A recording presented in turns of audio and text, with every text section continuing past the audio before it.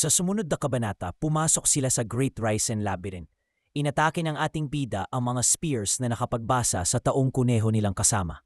Sunod ay may mga bilog na batong gumulong papunta sa kanila. Hinampas ni Shay yon ng malaking martilyo. May saucers na papunta sa kanila. Pinahinto yun ni Shay at nakalagpas sila. Pero bumalik na naman sila sa umpisa. Nainis si Shay. Sa wakas, natagpuan na nila ang lair matapos sila paglaro-laruan ng labyrinth. Inatake nila ang mga nakabantay na armor hanggang sa napunta sila sa dulo. May pintuan pala doon. Pumasok sila. Pagkapasok, tumalon sila sa lumulutang na parisukat at na-meet ang final boss. Ayaw nitong sabihin kung nasaan ang kinakailangan ng ating bida. Kaya naman inatake nila ang malaking armor. Pero nakatayo pa rin ito. May mga parisukat na nagsimulang umatake sa kanila mula sa itaas. Niyakap ng bida ang dalawang babae at umiwas sa atake. Akala ng kalaban, di nila natayanan. Pero inatake ni Yue ito sa likuran habang lumipad si Nagumo papunta rito at sinaksaan ng tila malaking pako na minartilyo ni Shea. Nasira ang core nito. Pagkapunta nila sa huling kwarto, may isang makulit na entity doon. Sa inis nila, pinamartilyo kay Shea ang entity at nagkaroon ito ng bukol sa ulo. Kapalit noon natlaman nilang gravity magic ang nasa labyrinth. Ang qualified lang ay si Yue. Dahil greedy ang ating bida, pinag-aalog niya ang may-ari ng labyrinth at kumuha ng mga artifacts. Pero agad sila pinalabas ng may-ari at inanod sila sa malapit na ilog. May isda pang ang pogi, lol. Nang makalabas na sila, nalunod bigla si Shea. Kaya naman niligtas siya ng ating bida at binigyan ng CPR. Kinilabutan si Yue doon. Kawawa naman. Nang mabising si Shea, tinake niya ang chance at nitong-tutong sinagumo ng halik. Mas lalong nagalit si Yue. Tinulak naman na agad ng ating bida palayo ang babaeng kuneho. Napunta sila sa isang inn. Nangunguha sila ng kwarto. Nag-away bigla ang dalawang babae. Gusto ni Yue na nasa isang kwarto sila ni Nagumo at ganon din naman gusto ng isa. Inanunsyo pa ni Shay na gusto niyang mag-isa ng kwarto kasama ang ating bida at kuhanin ang kanyang V-card. Nabaril tuloy, ayan kasi. Sa sumunod na araw, napunta sila sa isang guild kung saan nag-propose ng isang request para sa kanilang tatlo. May nawawalang count at kailangan nilang mahanap ito. Kaibigan to ng guild leader. Pumayag lamang si Nagumo nang mayroong kondisyon na bigyan sila ng plates at gawing under niya ang guild. Papunta sila ngayon sa town of Ur, kung saan naroon din pala ang isang cute na teacher ni Nagumo. May task silang giangawa roon. Ang isa nilang kasama na lalaki ay isang linggo nang wala. Nalaman din nilang may mga halimaw na nanggagambala sa malapit na kagubatan, kaya panghuling kagamitan na lamang ang nagamit nila sa pagkain ng mga ito. Saktong dumating sina Nagumo, Yue at Shea. Na-recognize agad nila na si Nagumo ang may puting buhok na lalaki. Ang daming agad tanong ng kayang teacher, kaya naman pinakalma muna siya ni Yue at pinaupo. Nagpakilala si Yue bilang girlfriend ni Nagumo pero sinabi rin yun ni Shea. Nagreklamo si Nagumo sa sinabi ni Shea at mangyak-niyak ang kunehong. Nagalit naman si Sensei sa kanya. Makalaunan, nagtanong ang Sensei kung ano nangyari sa kanya.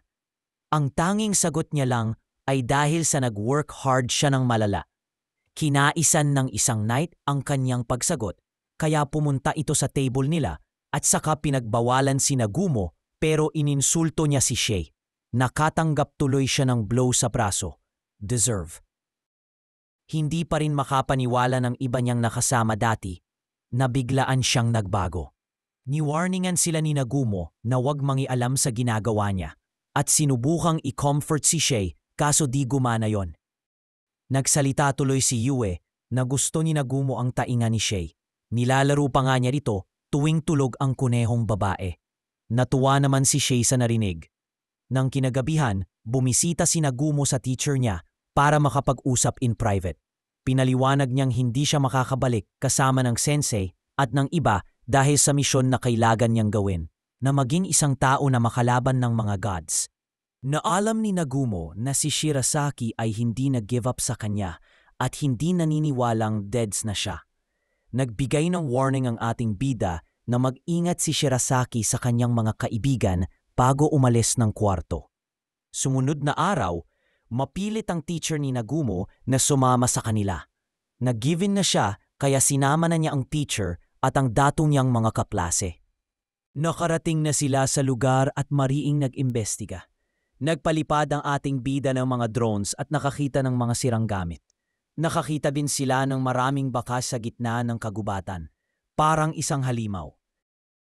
Biglang nakasense si Nagumo ng isang presensya sa likod ng falls. Kinati ni Yui iyon sa dalawa sa utos ni Nagumo at may kuweba doon. Pumasok sila. Doon nakita nila si Will, ang pinapahanap na tao ng guild leader. Habang ginagamot, sinabi niyang napaslang na ang mga kasamahan niya at siya na lang ang natira. Nagsisisi siya roon, kaya naman sinigawan siya ni Nagumo na tumino. Nakalabas na sila ng kuweba. May isang malaking itim na dragon na bigla silang inatake. Agad namang nadepensahan ni Nagumo ang mga kasamahan niya. Kasabay nito ay ang pagbagsak ng magic ni Yui sa ulo ng dragon at ang pagsabay na palo ni Shay. Hindi gumana yon, kaya sinubukan uli nila atakihin ang dragon. Pero wala iyong epekto. Aatake uli ang halimaw. Pumunta ang lahat kay Yui para maprotektahan.